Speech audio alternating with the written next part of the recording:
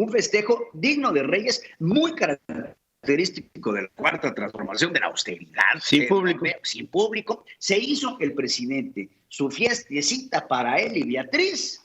Por un lado, el presidente dice que estudiar en el extranjero es ir a aprender a robar.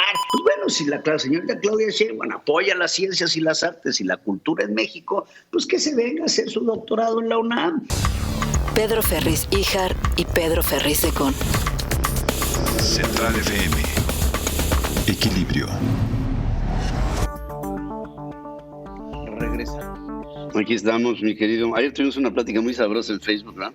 Sí, muy agradable sobre todo lo que representan estos pues tesoros históricos de México, ¿no? Y en dónde están parados y demás, y la idea de Andrés Manuel López Obrador de generar esta división de la Gendarmería Nacional para recuperar estos tesoros mexicanos en el extranjero o en algunas subastas. Y fíjate, lo hacen en específico, y ahorita que estaba haciendo un poquito de memoria, que gracias a Dios la tenemos, hace poco este chavo Rodríguez Cuevas, el director de comunicación de la presidencia, estaba reclamándole a una casa de subastas en Alemania, porque estaban subastando algunas piezas prehistóricas, prehispánicas mexicanas.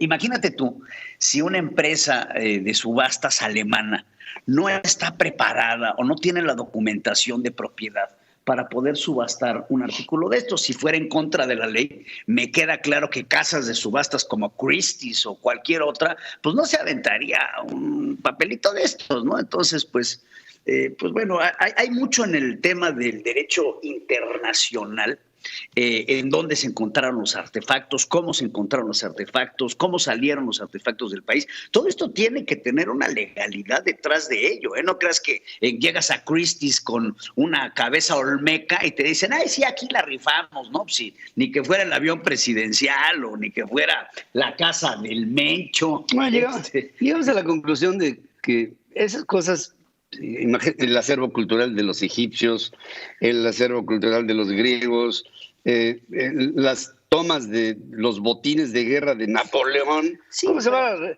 sea, este tipo de cosas no se... Lo que tenemos que hacer, creo, es cuidar lo que tenemos. Y aparte, padre, hay una diferencia entre el derecho de la soberanía nacional, que por supuesto México se rige bajo sus leyes y principios, pero también existe hoy por hoy el derecho internacional. Claro. El derecho de las naciones. Y en ese derecho internacional, por supuesto que está catalogado esto. Entonces, no es de extrañar que no lo conozca el presidente de la República, porque me queda claro que no lo conoce, pero hay legislaciones internacionales que regulan este tipo de cosas. Pero, nuevamente, son los discursos populistas. Tenemos un presidente que está dispuesto a recuperar el tesoro. Ese es el discurso que necesita la base del presidente Andrés Manuel López Obrador. Y es algo que ha caracterizado a Andrés Manuel López Obrador. Es un hombre que durante toda su eterna campaña política, desde a las gubernaturas de Tabasco, a la presidencia de la República, innumerables veces, sabe qué decirle a la gente porque sabe lo que la gente quiere escuchar. Haremos justicia, la cuarta transformación, los neoliberales, la corrupción. Entonces sabe sembrar estas palabras y estas cositas que el pueblo quiere escuchar. Claro, sí, el presidente lo defiende, pero en realidad no va a pasar absolutamente nada. Es humo, son bombas de humo. Bombas de humo totalmente. Y otra bomba de humo fue la que vimos ayer. Entre tantas bombas de humo que tenemos que estar esclareciendo en los medios de comunicación, fue este gran festejo que se hace por los 200 años de la consumación de la independencia, ¿no? Un festejo digno de Reyes, muy característico de la cuarta transformación, de la austeridad. Sin público. Sin público. Se hizo el presidente su fiestecita para él y Beatriz, en donde el Zócalo capitalino se viste de gala, bueno, espectáculo, caballos, banderas ondeantes del ejército. Gastaron una lana, ¿eh? Se gastaron una buena lana, pero buenísima lana, en marco de esta austeridad. Entonces nos estamos ahorrando dinero para el fondo, nos estamos ahorrando dinero para los científicos, que muchos de ellos ya queremos meter a la cárcel, nos estamos ahorrando dinero en N cantidad de cosas, pero cuando se trata de la pachanga, ahí sí. Lingui, longolo, y es lo que queremos ver. Parte de lo que tenemos que ver entre líneas, porque es lo que tenemos que analizar aquí, es lo que hablabas hoy en la mañana sobre el discurso de Joe Biden. Joe Biden sale en este homenaje que se hace a la consumación de la independencia mexicana y dice palabras importantes, diplomáticas, de acercamiento con México. Estados Unidos no tiene un aliado y un amigo más importante que México. Sin embargo, 3 doritos después, como dicen, México teniendo reuniones de carácter bilateral de cooperación económica con Rusia. Entonces, esto a los Estados Unidos no le va a gustar. Y no se trata de luchar por nuestra soberanía, no, se trata de tener ¿Qué le interesa a México, hombre? Del interés, el tacto diplomático del momento, de la forma y del modo que México no tiene. Por otro lado, algo que al parecer también levantó muchísimo polvo fue el asunto de la beca de la hija de Claudia Sheinbaum. Mira, vamos a ser francos, ¿no? Dice, estaba escuchando la justificación que ayer daba Claudia Sheinbaum sobre la beca de su hija.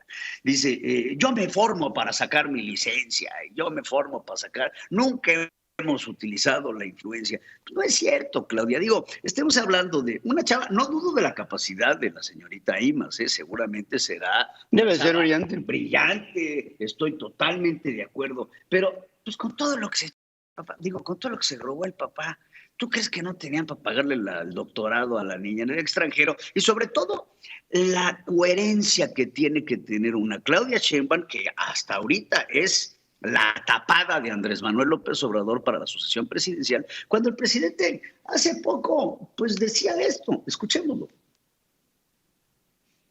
Imagínense los que han estudiado en Harvard o en otras universidades del extranjero y aprenden a robar.